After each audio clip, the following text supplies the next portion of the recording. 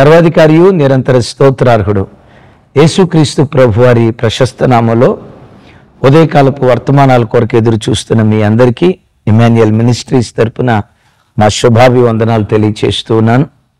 క్రీస్తునందు మాకు అత్యంత ప్రియమైన దైవజనాంగమా, ఎలా ఉన్నారు?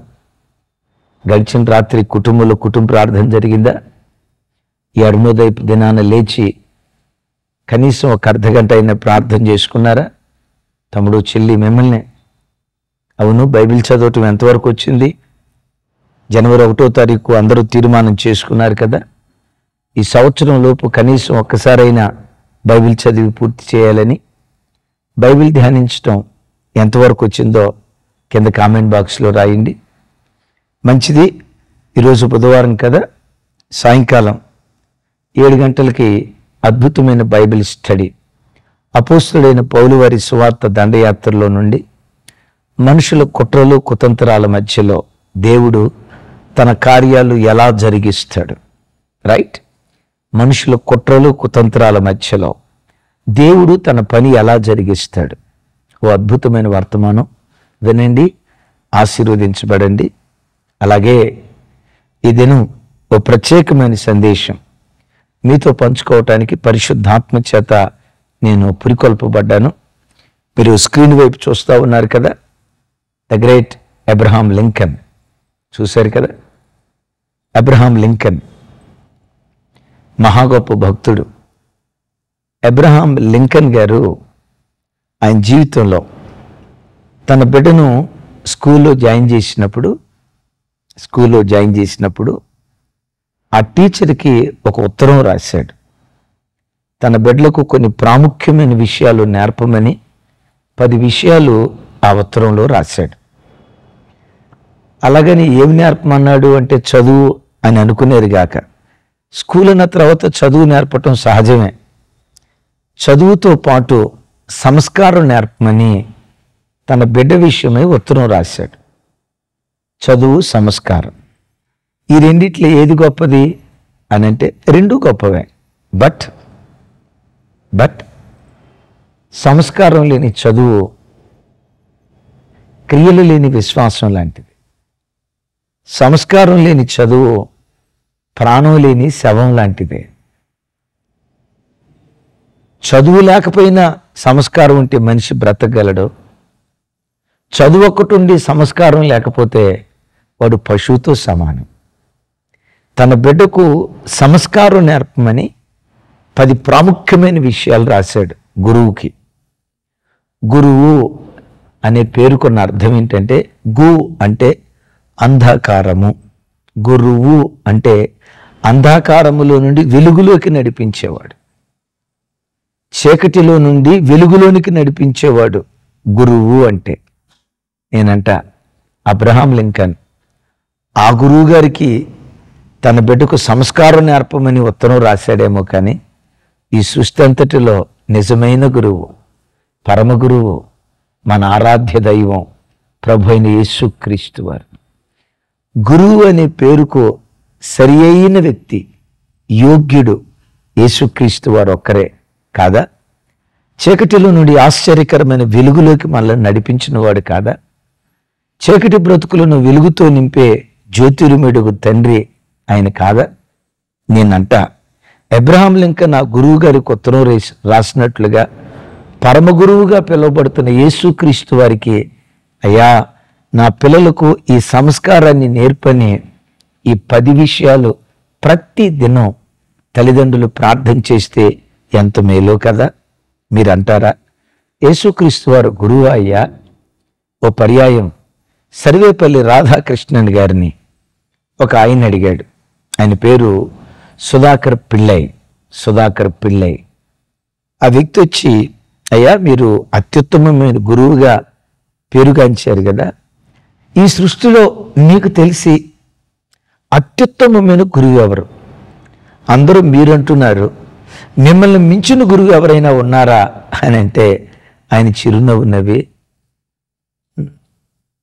ప్రభుత్వం గుర్తించి అఫ్కోర్స్ నన్ను అత్యుత్తమైన గురువుగా పరిగణించారు, కాదన్నాం, కానీ నన్ను మించిన అతి శ్రేష్టమైన అత్యుత్తమమైన గురువు ఉన్నారయ్యా ఎవరయ్యా ఆయన?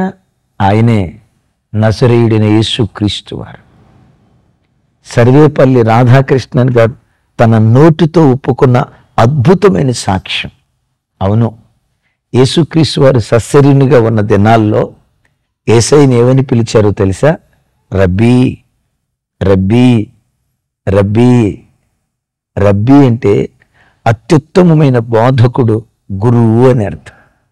తల్లిదండ్రులారా, అయ్యలారా, పరమ గురువుగా పిలువబడుతున్న యేసుక్రీస్తు వారికి ప్రతిరోజు ఈ 10 విషయాలు మన పిల్లల కొరకై దేవుని సన్నిధిలో ప్రార్థించేవారిగా ఉండాలి. ఏంటి ఆ 10 విషయాలు? రండి ధ్యానించుదాం. నేను బైబిల్ చదివేటప్పుడు కానీ, లేదు ఆయా విషయాలు వింటున్నప్పుడు కానీ, దేవుడు నాకు ఇచ్చిన కృప, నేను ఏ ప్రాంతానికైనా వెళ్తే, ఎక్కడైనా ఓ సంఘానికి వెళ్ళినా, ఓ ప్రాంతానికి వెళ్ళినా, ఏదో ఒకటి నేర్చుకొని దేవుడిచ్చిన పరిచర్యలు దాన్ని ఇంప్లిమెంట్ చేయాలి, మేలైనదైతే ఆ ఆశ ఎప్పుడు నాకు ఉంటుంది. వెళ్ళిన చోటల్లా తలో పిడికిడు మట్టి తెచ్చుకుంటారంటారు చూసారా? అంటే వెళ్ళిన ప్రతి చోట ఏదో కొంచెం అనుభవం మేలైనదైతే తప్పకుండా తెచ్చుకొని సంఘంలో ఇంప్లిమెంట్ చేసుకోవటానికి ప్రయత్నం చేస్తాను. అలాగే లైవ్ చూసే మీ విషయంలో కూడా ఏదైనా ఒకటి చదివినా, బైబిల్లో ఒక వాక్యం చదివినప్పుడు పరిశుద్ధాత్మ దేవుడు నాతో ఏదైనా మాట్లాడినా వెంటనే మీతో పంచుకోవాలి. మన కుటుంబాలను ఆ రీతిగా కట్టాలి, ఆ రీతిగా చూడాలి అనే తాపత్రయం నా హృదయంలో ప్రభు కలుగు చేస్తూ ఉంటారు. మెట్టుకు ఈ మధ్య ఓ ఉత్తరాన్ని గురించి నేను విన్నాను, చదివాను. బహు ఆశ్చర్యం అనిపించింది. ఒకంత ప్రతి తల్లి తండ్రి ఎలా ఉంటే ఎంత బాగుండో కదా, పిల్లల విషయమై ప్రతి తల్లి తండ్రి ఎలా ఆరాటపడితే ఎంత బాగుంటుందో కదా అని నాకు అనిపించింది. ఏమిటన్నా ఉత్తరం? మీ హృదయాన్ని కదిలించి మాకు చెప్పాలని ప్రేరేపించబడిన ఆ ఉత్తరం ఏంటి అని అంటారా? అమెరికా దేశ అధ్యక్షుడు ద గ్రేట్ అబ్రహాం లింకన్ తన పిల్లలను స్కూల్లో జాయిన్ చేసిన తర్వాత ఆ స్కూల్ టీచర్కి ఒక ఉత్తరం రాశాడు. నా పిల్లలకు ఇవి నేర్పండి, చదువు నేర్పండి, చదువు కంటే ముఖ్యంగా సంస్కారం నేర్పండి. సంస్కారం లేని చదువు ప్రాణం లేని శరీరం లాంటిది. సంస్కారం లేని చదువు అది గుడ్డిదని చిన్నప్పటి నుంచి మనం వింటాం కదా. నా పిల్లలకు చదివే కాదు, చదువుకు మించి సంస్కారం, క్యారెక్టర్ నేర్పండి అని ఆ తండ్రి 10 విషయాలు ఆ క్లాస్ టీచర్కి ఉత్తరం రాశాడు, ఇవి నేర్పమని. ఒక్కొక్కటి మీతో పంచుకుంటాను. నంబర్ 1, నా పిల్లలు వివేకంగా బ్రతకాలి. ఏంటంటే ఈ లోకంలో అందరూ న్యాయబద్ధులు కాదు, సత్యవాదులు కాదు. ఈ విషయాన్ని నా బిడ్డ గుర్తించాలి. విన్నారా? లోకంలో అందరూ మంచోళ్ళుగా కనపడతారు, దొంగ కూడా దొరలాగే కనపడతాడు. తప్పుడు కార్యక్రమాలు చేసే వ్యక్తి కూడా ఓ నీతి ప్రబోధకుడుగా, ఏ మనిషి అయినా బయటకు చాలా మంచిగా కనపడతాడు. అదే తేనె పూసిన మాటలు అంటారే, తేనెలొలికే మాటలు అంటారే. ఏ వ్యక్తి అయినా చాలా హుందాగా, న్యాయబద్ధంగా, ఇక ఆయనంత నీతిమంతుడు లేనట్లుగా అన్నట్లుగా ప్రతివాడు మాట్లాడతాడు, వ్యవహరిస్తాడు, కంటికి కనపడతాడు. నా బిడ్డలు గుడ్డిగా దేన్ని నమ్మకూడదయ్యా. ఈ వ్యక్తి ఎలాంటి వాడు, ఆ వివేచించే శక్తి నా పిల్లలకు దయచేయి. అది నా పిల్లలకు నేర్పమని ఆ క్లాస్ టీచర్కి అబ్రహాం లింకన్ గారు రాశారట. నిజమే. ఆ వివేచన శక్తి లేకపోవటాన్ని బట్టే కదా తామారు జీవితం పాడైపోయింది. ఆ తేనెలకే మాటలకు ప్రలోభపడే కదా సంసోను బ్రతుకు నాశనం అయిపోయింది. అక్కడ దాకేందుకు? తొలిటి మానవులు, అదే అవ్వమ్మ తల్లి ఉందే, ఆ అవ్వమ్మ తల్లికి సైతానుగాడు కూడా చాలా న్యాయబద్ధంగా కనపడ్డాడు, చాలా హుందాగా కనపడ్డాడు, చాలా రైట్ రాయల్గా కనపడ్డాడు. ఇట్టే పొట్టలో పడింది, జీవితం నాశనం చేసుకుంది.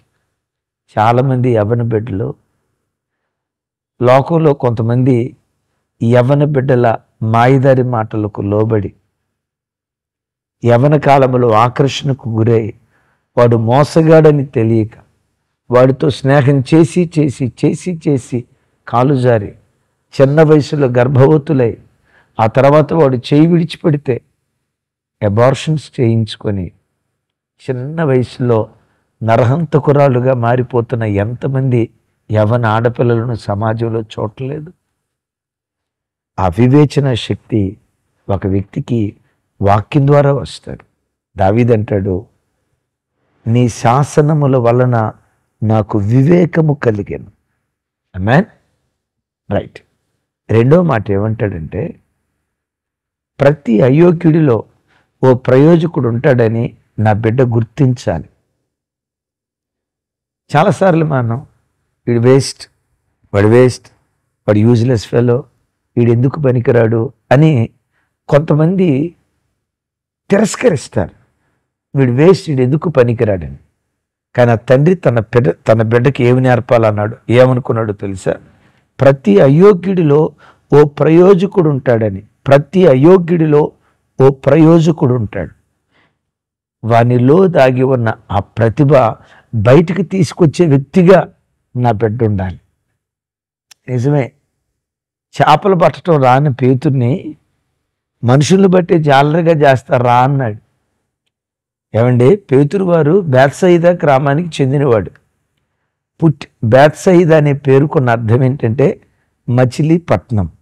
బేత్సయిదా అంటే విన్నారా? మచిలీపట్నం. మచిలీ అంటే చేప, బేత్సయిదా, బేత్ అంటే ఇల్లు, ఇదా అంటే చేప.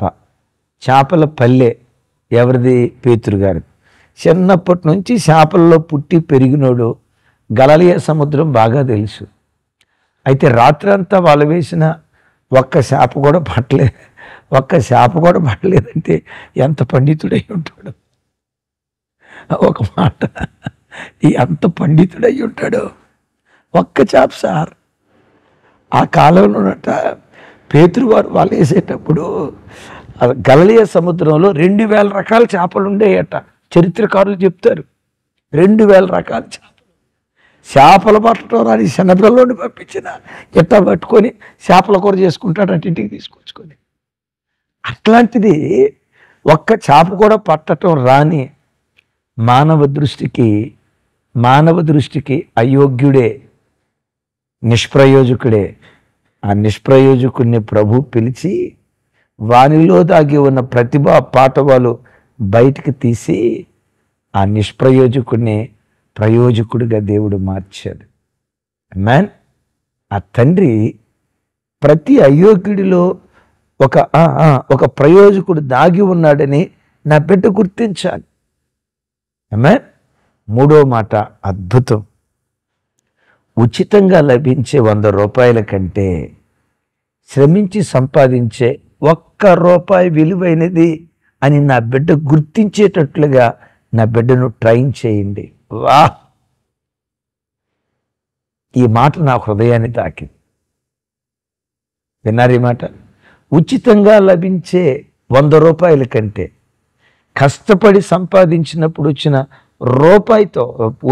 రూపాయి విలువైందని నా బిడ్డకు నేర్పండి. మీరు ఎక్కడైనా చూడండి, ఉచితం ఉచితం ఉచితం అని ఏ ఎమ్మెల్యే లేకపోతే ఏ పార్టీ వాడు ప్రకటిస్తూ ఉంటాడో వాళ్ళనే గెలిపిస్తూ ఉంటారు.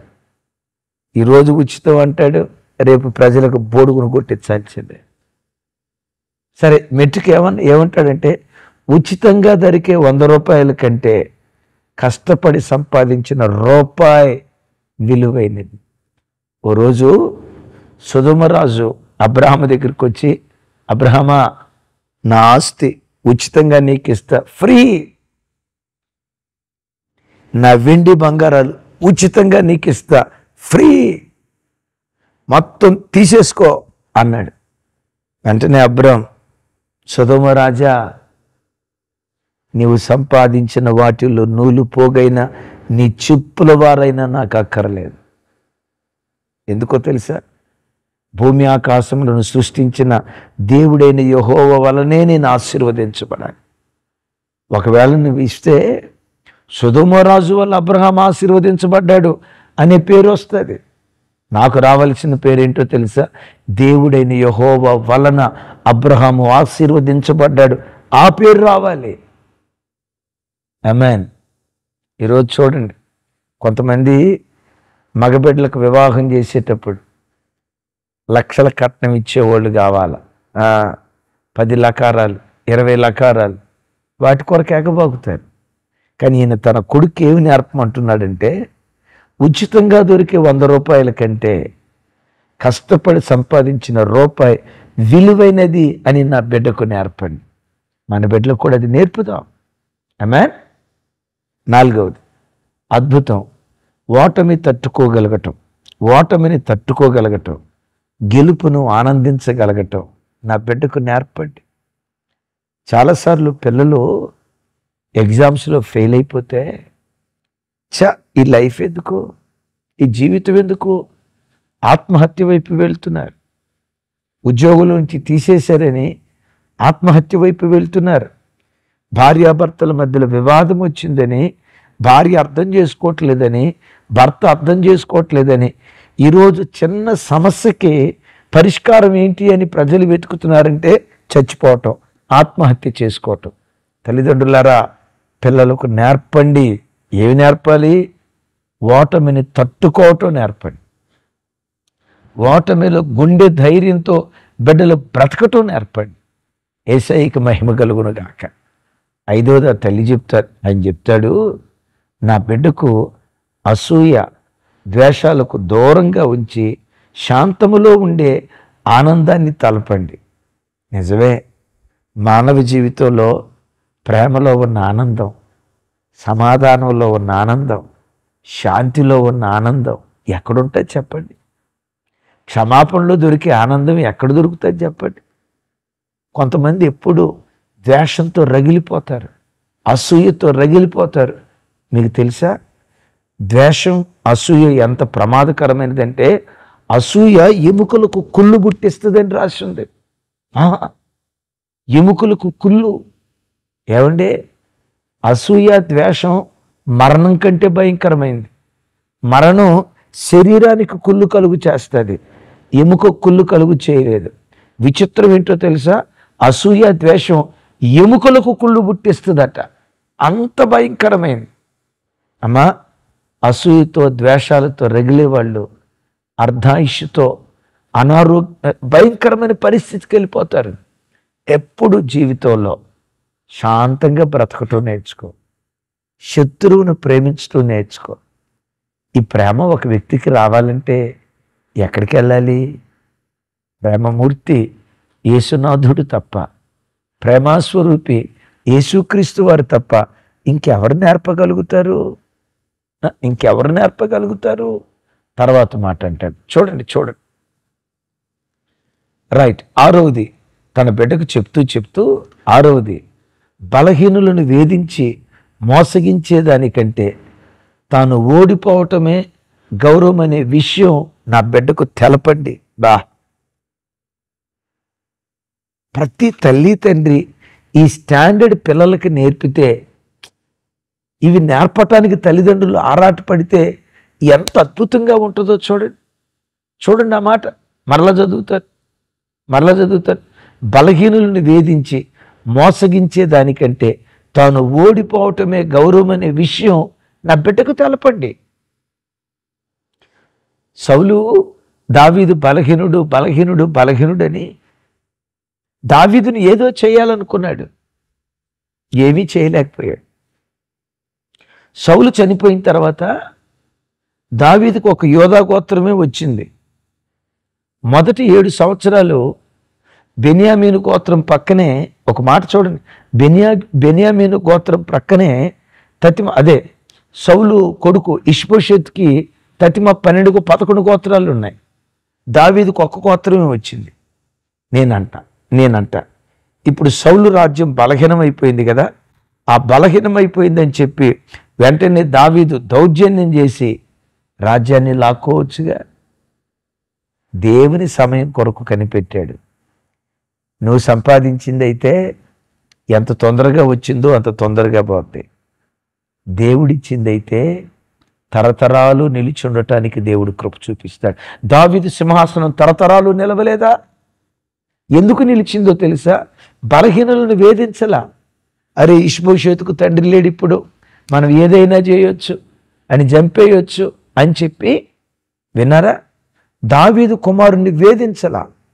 వేధించకపోగా బలహీనుడు, అంగవైకల్యంతో బాధపడుతున్న మెఫీబోషెతుకు ఆశ్రయం ఇచ్చి రాజాస్థానంలో చోటు కల్పించాడే, అసూయ ద్వేషాలకు దూరంగా ఉన్నాడే, అదే దావీదు సింహాసనం మీద కూర్చోబెట్టడానికి కారణమైంది. ఆమేన్.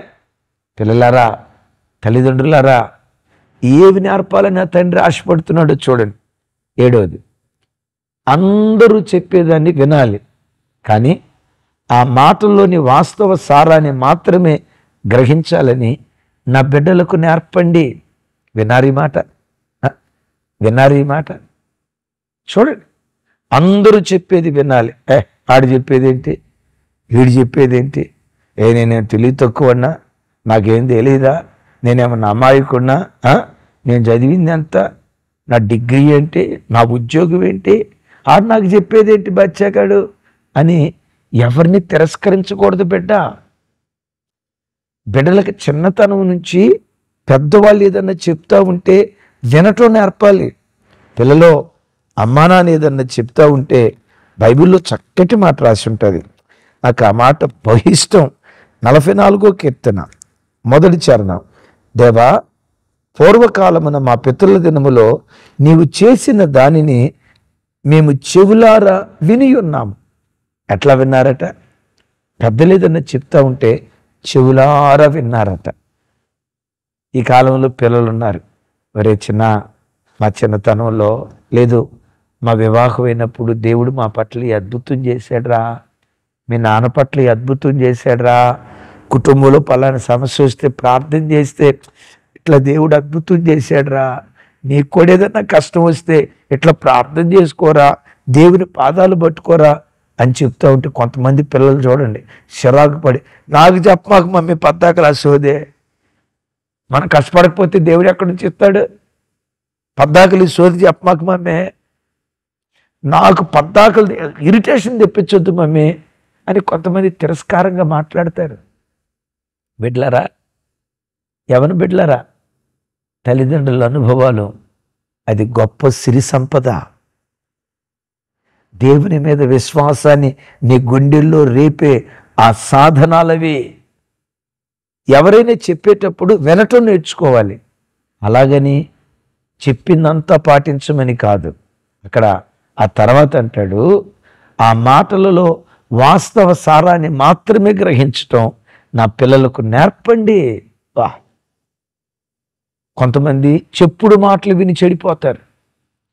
జీవితంలో ఎవరు చెప్పినా వినండి, కానీ వాస్తవాన్ని గ్రహించి ఒకడు చెప్పాడని వెంటనే కొంతమంది చెప్పుడు మాటలు విని దుడుకు నిర్ణయం తీసుకుంటారు. ఆ చెప్పుడు మాటలు వినే రాజైన దావీదు నమ్మకమైన మెఫీబోషెతును దూరం చేసుకోవాల్సిన పరిస్థితి అయిపోయింది. ఆ చెప్పుడు మాటలు వినే, అవును, తొల్లిటి మానవుడు అవ్వ ఆదాము దేవునికి దూరమైపోయారు. చెప్పుడు మాటలు చాలా ప్రమాదకరం. విన్నారా? ఒక భక్తుడు ఇలా అంటాడు, చెడు పనులు చేసి చెడిపోయిన వారి కంటే చెప్పుడు మాటలు విని చెడిపోయిన సంసారాలే ఎక్కువ అంట. బాబోయ్, చెప్పుడు మాటలు ఎప్పుడు వినకో, ఎవరు చెప్పినా విను, వాటిలో వాస్తవాలు గ్రహించాలని ప్రేమతో తెలియచేస్తున్నాను. రైట్. 8వ వచనం, చూసారా, మన వచనాలు లెక్కెళ్ళిపోయింది. 8వ పాయింట్ ఏంటో తెలుసా? విషాదములో కూడా నవ్వగలిగే సామర్థ్యం పెంచుకోవాలని, కన్నీళ్ళు అవమానకరం కాదని, అపరిమిత సుఖాలకు దూరంగా ఉండాలని నా బిడ్డకు బోధించండి. 8వ దాంట్లో 3 పాయింట్లు ఉన్నాయి. విషాదంలో కూడా నవ్వగలిగే, విషాదంలో కూడా నవ్వగలిగే, కన్నీళ్ళు అవమానం కాదని, సుఖ సౌఖ్యాలకు అపరిమితమైన సుఖ సౌఖ్యాలకు దూరంగా ఉండాలని. ఎంత అద్భుతమైన మాటలో చూడండి. తల్లిదండ్రులారా, పిల్లలారా, విషాదంలో కూడా నవ్వాలి, విషాదంలో కన్నీళ్ళలో కూడా ఆనందంగా బ్రతకాలి. ఎందుకో చెప్పమంటారా? జమీమా అదే సెమీస్లో అద్భుతమైన స్కోర్ చేసి మన భారతదేశాన్ని సెమీఫైనల్ నుంచి ఫైనల్కి చేర్చిందే ఆ యవ్వనమ్మాయి అంటది, ఎప్పుడైనా నాకు దుఃఖం కలిగినప్పుడు, బాధ కలిగినప్పుడు, కన్నీళ్ళు వచ్చినప్పుడు, విషాదంలో ఉన్నప్పుడు, దుఃఖంతో ఉన్నప్పుడు బైబిల్లో ఒక మాట నాకు గుర్తొస్తుంది. సాయంకాలం ఏడ్పు వచ్చి రాత్రంతా ఉండిన ఉదయమున సంతోషం కలుగును, కీర్తనలో రాయబడిన మాట. దాని రెఫరెన్స్ ఎక్కడో మీరే కింద కామెంట్ బాక్స్లో రాయండి. సాయంకాలము ఏడ్పు వచ్చి రాత్రి అంతా ఉండిన, జీవితం అంతా ఉండినా కాదు, రాత్రంతా ఉండిన ఉదయమున సంతోషం కలుగుతుంది. ఆ మాట నా గుండెల నిండా ధైర్యం నింపింది. ఎప్పుడు దుఃఖం వచ్చినా, ఈరోజు దుఃఖం వచ్చిందంటే రేపు సంతోషం రాబోతుంది. ఈరోజు ఏడుస్తున్నానంటే రేపు దేవుడు నన్ను నవ్విస్తాడు, నోటి నిండా నవ్వు పుట్టిస్తాడు. ఆ మాట నాకు ధైర్యం ఇచ్చేది. మన పిల్లలకు అది నేర్పుదాం, మన పిల్లలకు అది నేర్పుదాం. రైట్. 9, లోకుల కేకలకు చెవులొగ్గక తాను నమ్మిన సత్యం కోసం నిలవబడి పోరాడాలని నా బిడ్డకు ప్రబోధించండి. విన్నారా? లోకుల కేకలకు చెవులొగ్గక. లోకులు కాకులు అంటారు చూసారా? లోకులు కాకులు అంటారు చూసారా? లోకులు కాకులు అంటారు. ఈ లోకులు కాకులు మాట్లాడే మాటలకి మనం బాధపడదు. విమర్శించేవాడు ఏం చేసినా విమర్శిస్తాడు. ఏదొంక అంటే వేలొంక అంటాడు. లోకులు మాటలు పట్టించుకోవద్దు.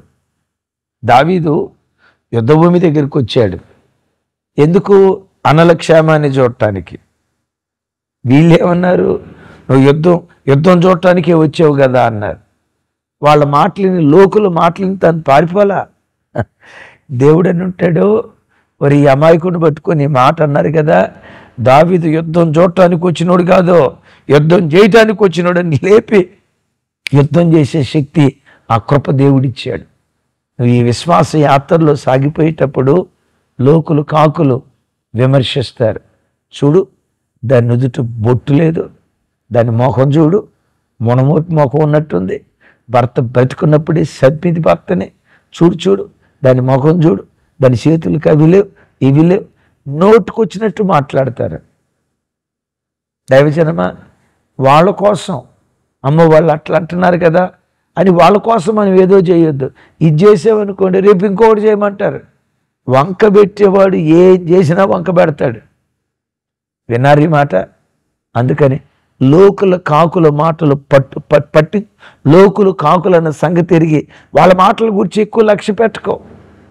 దేని కొరకు నువ్వు పిలువబడ్డావో, క్రీస్తు యేసు నిమిత్తం దేని కొరకు నువ్వు పట్టబడ్డావో, నీ పిలుపును ఏర్పాటును పదే పదే జ్ఞాపకం చేసుకుంటూ ఈ యాత్రలో మనం సాగిపోయే వారిగా ఉండాలి. రైట్.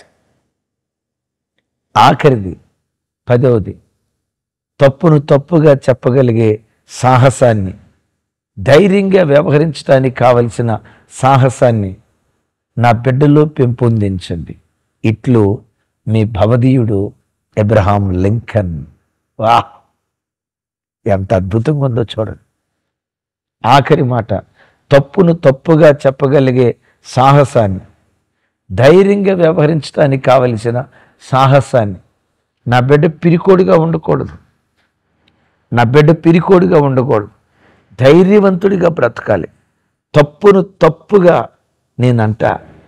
ఈ 10 మాటలో యేసుక్రీస్తు వారిలో మనం చూడమా? ధర్మశాస్త్రోపదేశకులు, శాస్త్రులు వాళ్ళ వేషధారణ చూసి తప్పును తప్పుగా చెప్పాడు. సున్నం కొట్టిన సమాధులారా, వేషధారులారా, మీరు పాత్ర పైన బయటకు అడుగుతారు కానీ లోపటంతా అజితేంద్రియాలతో, మస్సుతో, కుళ్ళుతో నిండుకొని ఉంది. మీ అంతరంగం అంతా చెడుతో నిండుకొని ఉంది. తప్పును తప్పుగా చెప్పాడు. అద్భుతం. తప్పును తప్పుగా చెప్తే తను సిలువ మరణానికి అప్పగించబడ్డాడు. సిలువను మోసేటప్పుడు పిరికివాడిలాగా మోయలేదు. అద్భుతం. యోధాగోత్రపు కొదమ సింహంలాగా ఆ సిలువ మ్రాను భుజాల మీద పెట్టుకొని సిలువ యోధునిగా, సిలువ యోధునిగా లోకులు కాకులై పొడుచుకొని తింటున్నారు. నువ్వు దేవుని కుమారుడు అయితే నిన్ను నువ్వు కాపాడుకొని మమ్మల్ని కూడా కాపాడు. సిలువ మీద నుంచి దిగలేక కాదు, కానీ ఎందుకు మరణానికి అప్పగించుకున్నాడో తెలుసా? మనకు పునరుద్ధానాన్ని ఇవ్వటానికి, మన గుండెల్లో పునరుద్ధానపు నిరీక్షణ పుట్టించడానికి యేసుక్రీస్తు వారు ఆ మరణాన్ని సంతోషంగా స్వీకరించి మన పాపపు శాపపు కాడి విర్రగొట్టబడాలంటే ఆయన రక్తం చిందించబడాలి కదా. మనం నీతివంతులుగా మార్చబడాలంటే ఆయన ప్రశస్త రక్తం భూమి మీద చిందించబడాలి కదా. అందుకనే సిలువను మోసేటప్పుడు ధైర్యంగా మోసాడు. తమ్ముడు, చెల్లి, ఏ సిలువను మోస్తున్నావు? అనారోగ్యం అనే సిలువను మోస్తున్నావా? అవమానం అనే సిలువను మోస్తున్నావా? నిందలనే సిలువను మోస్తున్నావా? ఎగతాలనే సిలువను మోస్తున్నావా? సిలువ భుజాల మీద పెట్టుకోవటానికి భయపడకు. ధైర్యంగా నువ్వు బయలుదేరు. నీ ధైర్యానికి ప్రతిగా హెబ్రీ గ్రంథంలో పౌలు గారు అంటాడు, నీ ధైర్యమునకు ప్రతిగా గొప్ప ప్రతిఫలం దేవుడు నీకు ఇస్తాడు. యేసయ్య ధైర్యంగా సిలువ దగ్గరికి వెళ్ళాడు. ఆ ధైర్యం పునరుద్ధానాన్ని ఇచ్చింది. ఆ ధైర్యం జీవముతో కూడుకున్న నిరీక్షణ ఇచ్చింది. ఆ ధైర్యం మనందరినీ పరలోకపు వారసులుగా మార్చింది. ఇట్లు మీ భవదీయుడు, దేనదాసుడు, దైవజనుడు జెర్మియా అన్న, మీ కుటుంబ సభ్యుడిని, నీ అన్నను. రైట్? ఈ 10 విషయాలు మన పిల్లలకు నేర్పుదామా? అట్టి కృప దేవుడు మనకు దయచేయునుగాక. ఈ 10 లక్షణాలు మన పిల్లలకు దేవుడు అనుగ్రహించినట్లుగా ఓ చిన్న ప్రార్థన చేస్తాను. తండ్రి, ఈ 10 లక్షణాలు మా ఒక్కొక్క బిడ్డకు మీరు నేర్పండి. దీనికంటే శ్రేష్టమైన గుణాలు మాకు నేర్పండి. వీటన్నిటినీ మాకు నేర్పేది ఓ గురువు గారు కాదయ్యా, మా పరమ గురువు మీరు. అవునయ్యా, మా బోధకులు మీరు. ఇవన్నీ మాకు మీరు నేర్పి, మా పిల్లలకు నేర్పి, విలువలు కలిగిన క్రైస్తవ జీవితం చేయటానికి ఒక్కొక్క బిడ్డ పట్ల విశేష కృప చూపండి. చేతులెత్తి నీ పిల్లలను దీవిస్తూ యేసు నామం పేరిట ప్రార్థించి స్తుతించి పొంది ఉన్నాం తండ్రి. తండ్రి అయిన దేవుని ప్రేమ, కుమారుడైన యేసుక్రీస్తు వారి దివ్య కృప, పరిశుద్ధాత్మ దేవుని సహవాసం మనకు సకల పరిశుద్ధులకు సదా తోడయుండి నడిపించునుగాక. ఆమేన్. సాయంత్రం బైబిల్ స్టడీలో కలుసుకుందాం. 7 గంటలకు బైబిల్ స్టడీ. Thank you.